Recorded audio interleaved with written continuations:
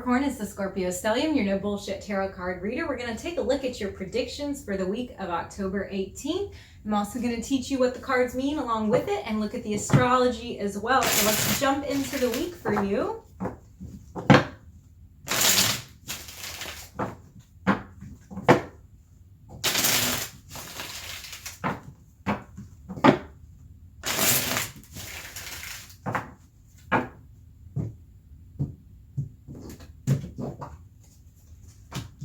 Capricorn, how are we starting off the week? So I always read in a chronological order for your weekly reading. So we start off on the top, the beginning of the week, the middle, and the end is this last line here.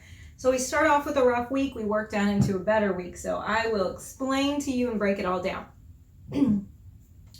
So we are starting with a situation that caused a lot of anxiety. It was a disruption in your life. It may have led to you feeling abandoned or pushed out.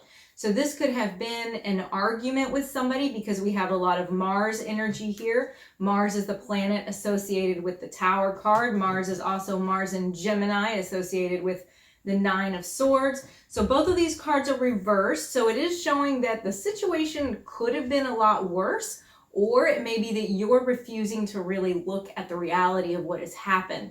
That there's been disruption, there's been anxiety, there's been you hyper focusing on a situation and maybe trying to ignore it, but it just keeps coming back up.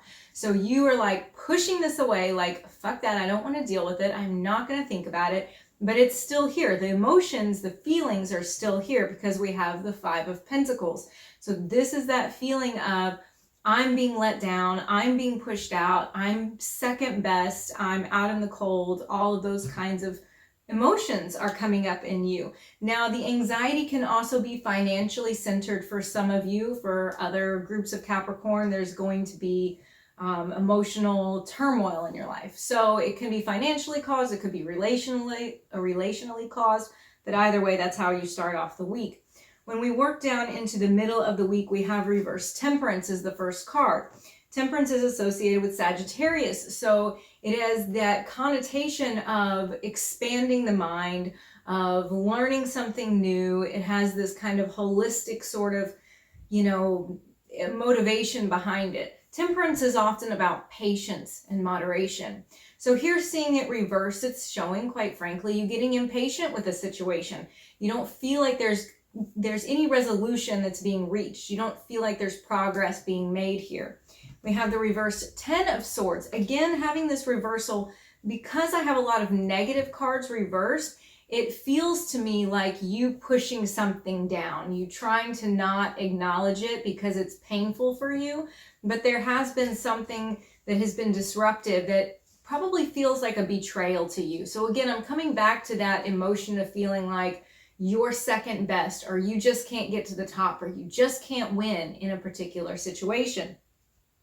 The reverse Ten of Swords is often a betrayal. It's often where we just feel like we're exhausted with a situation and it's just time to let it rest, okay? We move down into what's causing this kind of reaction in you, and we have reversed King of Wands. So we have a person card here, and this is telling me that it really comes down to an individual. I think that is coming at you with very wishy-washy kind of energy, because upright, the King of Wands is very confident, very decisive. He's got this charisma and this magnetism about him. And I say him because it's the king, but this person can be a woman or a man, it doesn't matter. The energy, though, is somebody who's not presenting with confidence. They're not presenting with a firm decision being made, and it's putting you out. It's putting you out in the cold. It's making you second guess what is even going on here. Then I move down to the last line, and we have the Three of Cups. Okay, the Three of Cups has a lot of interesting meanings, and they vary widely, okay? One is of friends, of women in your life, mothers, aunts, sisters, and best friends that are like sisters. It can be a card of celebration. It can be a card of reconciliation. It can also be a card of another woman. So I'm putting all of those meanings out there to you for a purpose, so you can kind of hold those in your mind as I go through what this last line is, and you can find where this resonates for you. The Three of Cups is Mercury in Cancer. So Mercury being a very talkative card, it's thinking, it's logic, it's reasoning, and then being in Cancer, an emotional, nurturing kind of sign. This can be spending time with friends, getting advice from friends, just going out and having a drink and having a good time and trying to get your mind off of whatever this other bullshit going on in your life is, right? But again, I want to say, for some of you, this can be signifying that there could be a cause to this other problem, and it may feel like you are competing with somebody else. So I want to give you those dual meanings. As we get down into the bottom as well, next to it we have the reversed Eight of Swords. Now, having this reversed, this is getting out of the stuck kind of emotional place that you've been in, where you feel like you don't have any recourse. There's no way for you to act to get out of it. You're like, I'm in this holding pattern. But now having it reversed, I feel like for a lot of you, you spend time with some friends. You spend time with some people that give you some wisdom and some comfort. And you're like, you know, I feel a little bit better about this. Maybe I'm not stuck as I feel like I am. The Eight of Swords is Jupiter in Gemini. And Jupiter is the expansive planet. It's about philosophy, and it's about good times, and it's about growth. That's why it's the ruler of Sagittarius. And it's also the ruler of Pisces as well. So they often expand via going through metaphysical kind of ways. You know, they look at what's beyond what we can easily see. But Jupiter has this expansive kind of feel to it. It is the greater benefic planet, so it's always bringing joy. But when it's expanding in Gemini, a lot of times we get some unstable energy, because again, Gemini is such a thinking kind of logical sort of sign that it really needs something a little more grounded for it to function well. Now, having this card reversed is letting me know, again, that we're getting some relief from some of that stuck feeling that we're dealing with. And then we have the High Priestess, lastly, and she is associated with the moon in astrology. The moon being your feminine intuition, your divine knowing. Now, I know that not everybody is a woman, but we all have masculine and feminine energies inside of us. And when we talk about those masculine and feminine energies, what we're really talking about is receptive versus assertive energy, or the yin and the yang, and how they fit together. And I'm telling you this to say that this is the softer knowing. It's not the knowing like with the Hierophant or even with the Hermit, which are very much rooted in reality. This is kind of that feeling that you get about something. So I think that you are starting to sort things out based on what you know to be true in your gut at the end of the week. So let's start clarifying these cards and get some more information about what's going on here. We're going to first start out with clarifying the reversed Nine of Swords, and we are clarifying it with the Ten of Cups. That's a very interesting clarification card, because typically that is such a happy card associated with the family and the marriage and the happy home life, everything that somebody would want. But the lesser known meaning of the Ten of Cups being that it is Mars in Pisces, we are applying a warrior planet to a soft receptive sign like Pisces. It a lot of times symbolizes when things look great on the surface, but underneath they are not. So this could be you making it seem like you're okay when you're not really okay. It can also be that you're looking from the outside, this Five of Pentacles, on in to a situation, a family, a happiness, a wholeness that you want so badly. Let's look at the reverse Tower.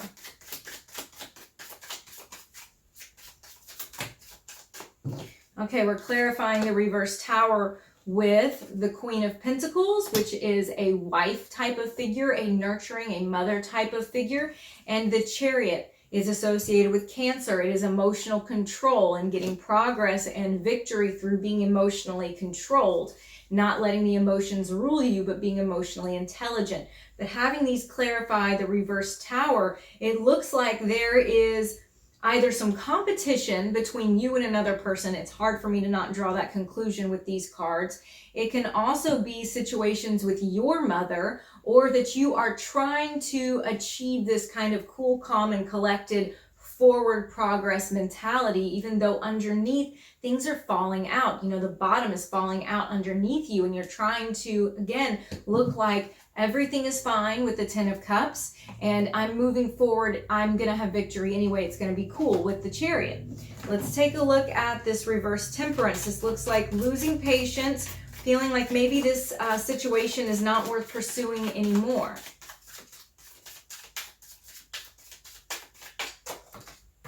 Okay, clarified by the 3 of Cups. So interesting to have this card again, 3 of Cups in the Thoth deck. Now, this is again giving me this indication that we are either having some issues with another woman, having some issues with a mother, sister, aunt, friend that's like family. Somewhere there's issues with women is what I want to highlight here.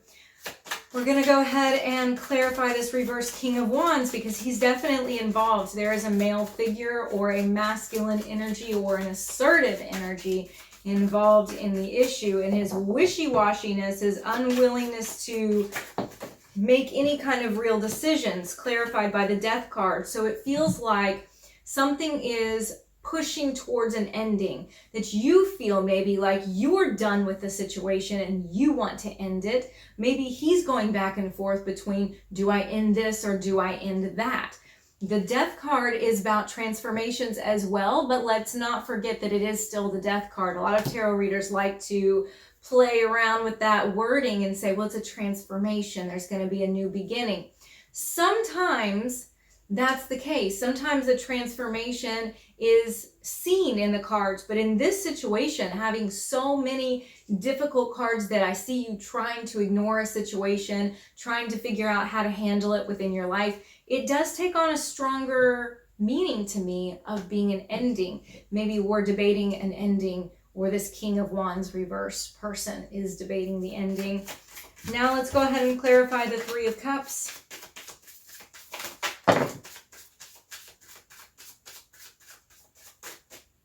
Okay, clarified by the 7 of Wands. Lots of cards, actually. The 7 of Wands, the 10 of Wands, and the Fool. Wow. Okay. So we have Mars in Leo with the 6 of Wands. This is a victorious card, okay? Then we have Saturn in, I have to remember, Saturn in Sagittarius. That's what I love about the Thoth deck, is all of the little things are written on it for me, so I don't have to write on my cards. But Saturn in Sagittarius with the 10 of Wands, and then the Fool, which is associated with Uranus. So change. We don't know what's going to happen. Throwing a curveball at us. So it looks to me like, having these in order, we are assuming, or we assumed, that something was going to come out in our favor, that we were going to have victory, we were going to be the clear-cut winner in this. But in reality, what has happened is it's become, with 10 of Wands, such a burden, such a struggle, that we feel like maybe it's just not worth this. And then we have the Fool, which seems like now having it, now in Thoth, I want to clarify that you usually do not read reversals. Traditionally, you don't read reversals. You can do whatever you want, but they are actually read a little bit differently. It has to do with dignity, which has to do with elements, and I'm not even going to get into it all, but just trust me on this so I don't overcomplicate things. The Fool here seems like, because of dignity, he's taking on his baser, lower vibration qualities, where we are struggling with feeling, are we being foolish here? Are we making good decisions? Are we having an open heart and trusting? Or am I just, pissing in the wind for no good reason? That's kind of the duology that we're dealing with. Let's look at the High Priestess here.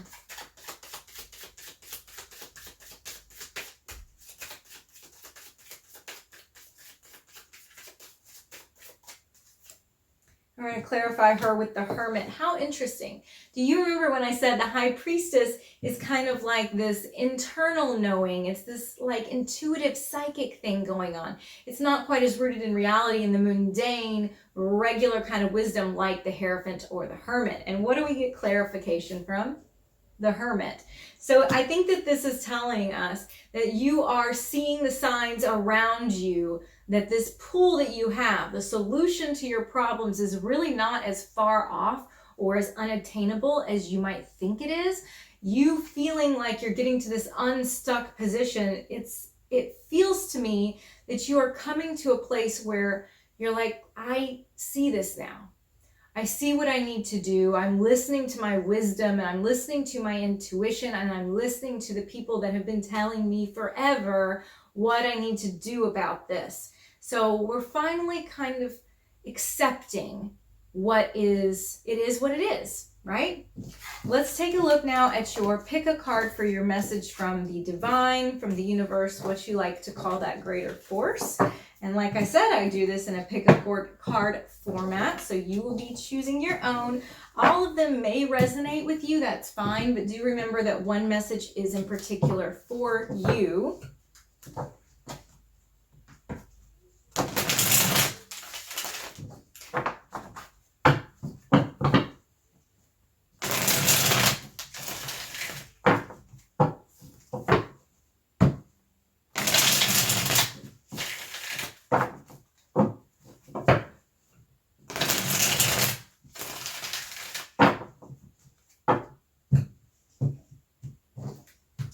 Okay, so we have card 1, card 2, and card 3. 1, 2, 3. You know how to pause, so I'm going to jump right into it. Hopefully you have your card in mind. The first card is the 7 of Swords. This is a card that is like, look, somebody is lying to you. Somebody's being dishonest, and you felt it. We see all those intuitive cards, those wisdom kind of cards in your general spread. And I think that you realize what's happening. You just wanted to ignore the red flags. So for the message for you is it's time to protect yourself against the thief that would come in the middle of the night to steal your joy. The second card is the Wheel of Fortune. So this is showing that you are actually right where you need to be, lined up with what fate has for you. No matter how difficult it may seem now, this is all going to work out to your own good. It also shows that the tides are turning and that the sun is shining in your favor now or soon. And then the last card is the 2 of Swords. And the 2 of Swords is about having a stalemate, having an being in indecision. And I think here what you need to know is it's time to make a decision. At this point, I don't even think that you, for the 3s, need to worry so much about is this the right or the wrong decision. You just need to make one, because the stress of not having one made is making things a lot worse for you. So at this point, any decision is going to be better than no decision. Thank you for watching. I will see you again next week.